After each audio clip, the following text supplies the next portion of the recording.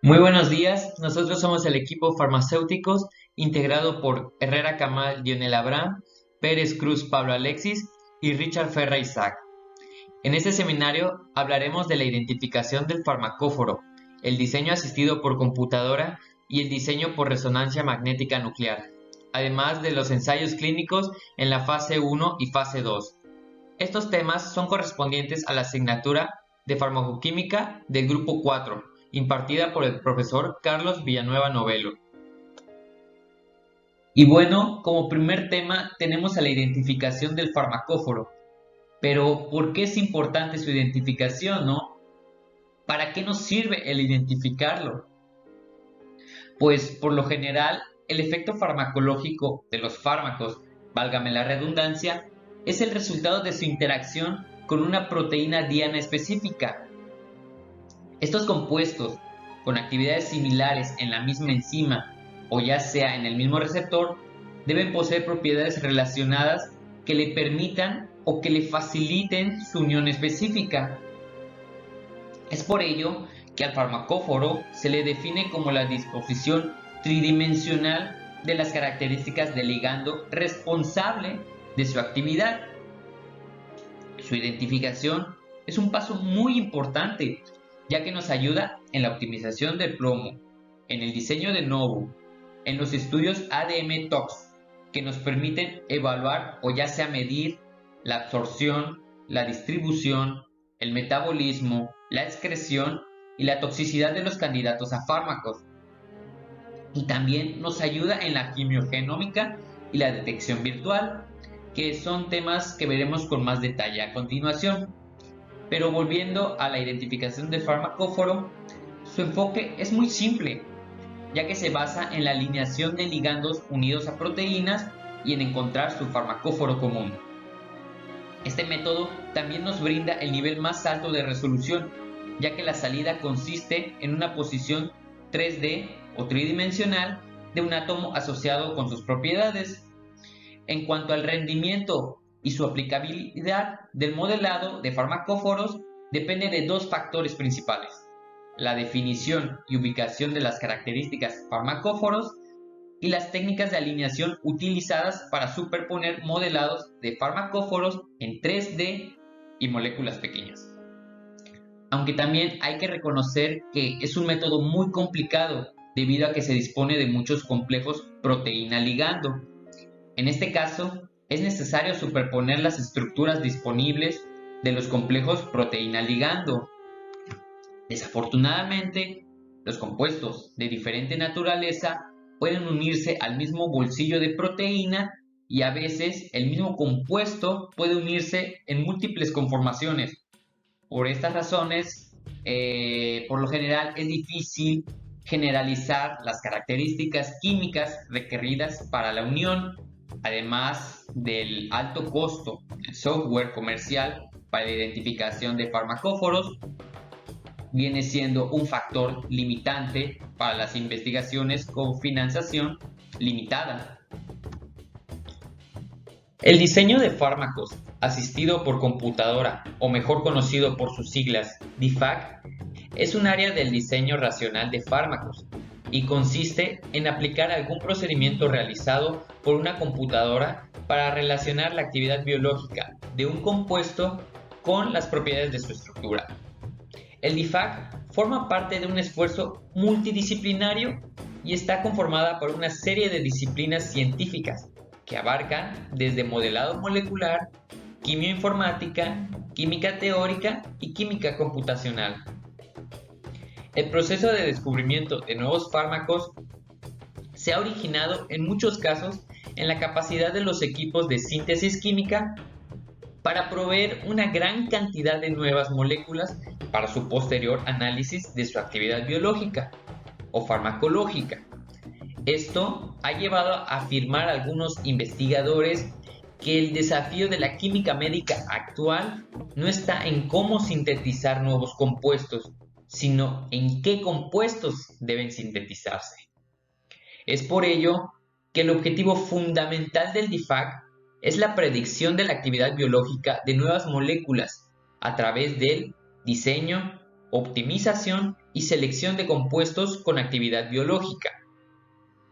La importancia del DIFAC radica en racionalizar el diseño de nuevos medicamentos, esto debido a los crecientes costes asociados a la investigación y desarrollo de nuevos medicamentos, así como la limitación en los años de protección de las patentes de sus productos, unidos a la necesidad de obtener fármacos más innovadores, más selectivos y con menores efectos secundarios. Como se puede apreciar, el diseño de nuevos compuestos para que sean cabezas de serie es un proceso muy complicado, ya que en primera instancia se requiere determinar la diana biológica, que no es cosa fácil, ya sea un receptor, una enzima o un sistema. Posteriormente tienes que realizar el análisis de una gran cantidad de información interdisciplinaria, ya sea química, biológica, farmacológica o clínica. Además de que en muchos casos, para acceder a esa información que está presente en diversas bases de datos especializadas que contienen estructuras, actividades farmacológicas o bibliográficas, estas poseen un alto costo. Como se puede apreciar en la figura, se ilustran las líneas de investigación que típicamente pueden seguirse en un grupo académico enfocado en el DIFAC. Como podemos observar, está el acoplamiento molecular, hablando del modelado del farmacóforo. Encontramos la similitud molecular, que está relacionada al cribado virtual. Está el estudio del espacio químico, que habla de la minería de datos, y el análisis de núcleos base.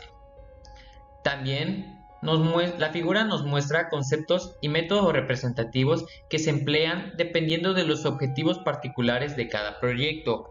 En este caso podemos encontrar la identificación de compuestos con actividad biológica, el análisis quimioinformático de bibliotecas moleculares, la quimiogenómica computacional y las relaciones estructura-actividad, mejor conocidas como QSAR. Hablando más a detalle de los métodos representativos, estos se aplican bajo el cumplimiento de sus objetivos. En el caso del modelado molecular de compuestos con actividad biológica, sus objetivos son encontrar nuevos compuestos líder, identificar compuestos selectivos y optimizar la actividad biológica de compuestos activos. Para alcanzar estos objetivos, y dependiendo de la información experimental disponible, se emplea con frecuencia el acoplamiento molecular automatizado, cribado o filtrado computacional de colecciones de compuestos y modelado del farmacóforo. En la quimiogenómica computacional y reposicionamiento de fármacos, está enfocada en conocer las asociaciones que hay entre compuestos químicos y dianas moleculares. En sus objetivos podemos encontrar que es identificar compuestos activos en bases de datos moleculares, encontrar blancos moleculares para compuestos activos y proponer usos terapéuticos alternos para fármacos aprobados. En las relaciones estructura-actividad y estructura múltiple actividad, por lo general en farmacia es frecuente enfocarse a la actividad biológica como la propiedad de interés. De esta manera, los estudios de relaciones estructura-actividad, o también conocidas por sus siglas SAR, poseen como objetivo que está la optimización de la actividad biológica de compuestos activos, desarrollo de métodos para análisis cuantitativos y visuales de SAR, análisis SAR-SMART de series de compuestos e identificación de activity cliffs en forma sistemática. Y por último, en el análisis quimioinformático de base de datos moleculares, las bases de datos de compuestos, incluyendo las que contienen información de actividad biológica, forman parte muy importante del descubrimiento y desarrollo de fármacos. Estas bases de datos pueden contener información de hasta millones de estructuras con datos de actividad biológica y son parte de lo que se denomina como Big Data. De esta manera, la minería eficiente de datos de estas colecciones requiere de métodos informáticos que forman parte de lo que se llama Quimioinformática, cuyos objetivos vienen siendo el manejo de información química con métodos de cómputo, analizar cuantitativamente la diversidad química y visualización del espacio químico y el contenido y diversidad de núcleos base. En cuanto a las estrategias generales, muchos fármacos ejercen su acción debido a su interacción con una macromolécula presente en el organismo. Tomando este principio, las estrategias de la DIFAC se dividen en dos partes. La primera por diseño basado en la estructura del ligando y la segunda por el diseño basado en la estructura del receptor. Como podemos ver en la imagen de la derecha, el cual es un pequeño diagrama donde comparamos en ambos lados si aplica o no, si es un receptor conocido o si es un ligando conocido. En caso de que ambos den no, la información sería información experimental. Si ambos son sí, sería una combinación de métodos.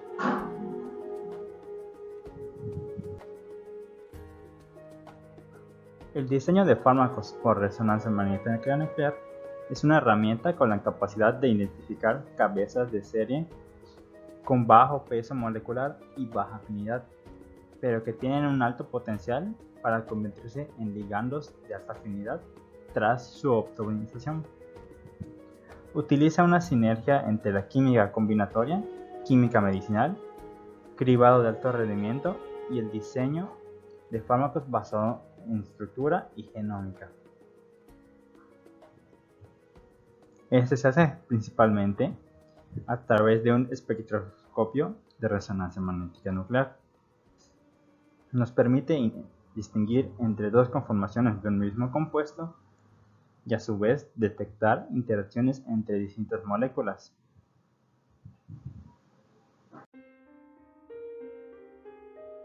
Mediante la espectroscopia de resonancia magnética nuclear se conoce la estructura tridimensional de enzimas o receptores proteicos aislados. Un ejemplo de eso es el que tenemos en la imagen de la derecha. El proceso de la espectroscopia de resonancia magnética nuclear inicia con la identificación del gen que expresa la proteína diana. A partir de esto se realizan escaneos por resonancia magnética nuclear de pequeñas moléculas llamadas hits y se diseñan compuestos que interaccionen con la diana estudiada. Seguido se sintetizan las cabezas de serie a partir de los hits y se continúa la relación unión-actividad in vitro. Este proceso se repite continuadamente hasta obtener resultados favorables.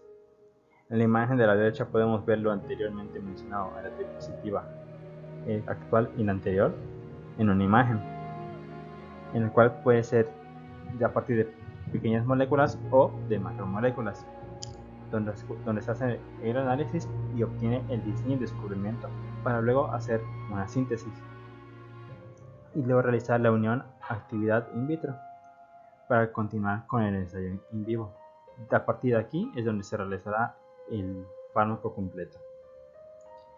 Debido a su rapidez, eficacia y versatilidad para determinar la ausencia o presencia de un compuesto, es considerado uno de los métodos favoritos para el diseño de fármacos. La identificación de estructuras, la creación de genéricos, la modificación de un producto junto a su alteración con el fin de obtener estructuras más óptimas para trabajos son unos de los tantos objetivos que se pueden conseguir con este método. El ensayo clínico. El ensayo clínico es una de las etapas por la cual un medicamento o tratamiento pasa para ser verificado si es eficaz para poder combatir un padecimiento. Aquí también se evalúa si en este caso va a ser un medicamento con efectos adversos, si son tolerables o van a ser dañinos para las personas. Para determinar este proceso se requiere que pase por 4 fases: la fase 1, la fase 2 y la fase 3 y la fase 4, en las cuales tiene que ser aprobado por las 4 para que pueda ser utilizado de manera comercial. Este caso en particular lleva algunos cuantos años para que pase todas las fases. Eso tiene que ser aprobado por alguna institución como la FDA en Estados Unidos. En la historia del ensayo clínico, uno de los primeros documentados es el que se hizo en el siglo XVIII por el médico escocés y miembro de la Armada Británica, Mr. James Lind, quien en su barco ejecutó un proceso por el cual se tomó como un ensayo clínico con el escorbuto. En este caso, él notó que muchos de los tripulantes tenían un severo caso de escorbuto cuando pasaban mucho tiempo en el mar. Por ende, decidió intentar buscar un remedio con el cual hacer que los síntomas pasaran o de plano no tuvieran esta enfermedad. Para ello decidió intentar utilizar unas frutas, las cuales les dio a ingerir y a algunos no les dio. En ese caso se podría decir que utilizó el sesgo. Así pudo determinar que algunos de ellos podían soportar los síntomas y otros de plano no lo seguían teniendo la enfermedad. Los que no comían las frutas o los cítricos, en ese caso por las vitaminas que tenían, seguían padeciendo la enfermedad, mientras que los que no la ingerían, estos sí la podían soportar o de plano no les daba. Así, a su vez, vio la eficacia e hizo su obra del Tratado de la Naturaleza y las causas de la curación del escorbuto en el año de 1753. Con respecto a la primera fase, en esta se comienza unas cuantas pruebas con los humanos, ya sean con unos 10 u 8 sujetos de prueba. Para ello se le empieza administrando una dosis pequeña a los sujetos de prueba y ver cómo estos reaccionan, viendo si estos tienen una reacción positiva y significante, así como viendo si tienen unos efectos adversos mínimos o mayores. Dado que estas personas tengan los resultados, ven si se necesita administrar una dosis aún mayor. Constantemente está aumentando hasta encontrar cuál de estas dosis es la correcta.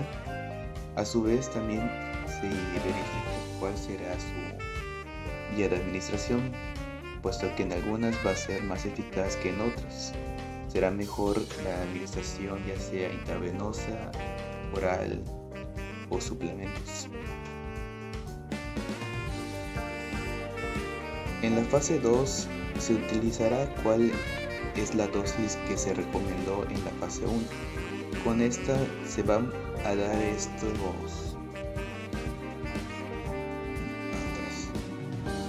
se le va a dar esta dosis a una mayor cantidad de personas, las cuales van a ser los sujetos de prueba que tienen una relación estrecha con el padecimiento que se tiene.